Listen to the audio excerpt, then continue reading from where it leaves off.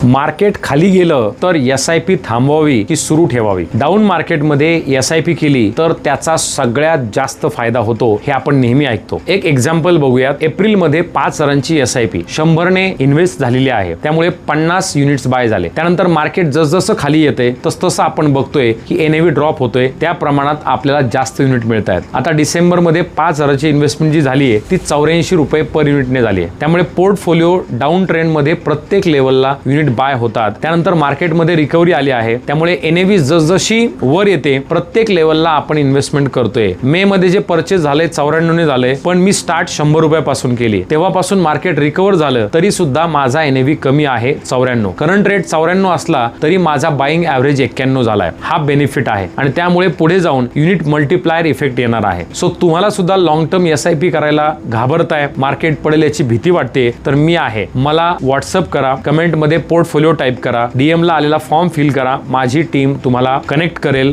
आणि तुमची SIP किंवा SWP करून देईल। अशाच उपयुक्त रील आणि माहितीसाठी इंस्टाग्राम आणि फेसबुकला फॉलो करा। Have abundant life. थँक्यू।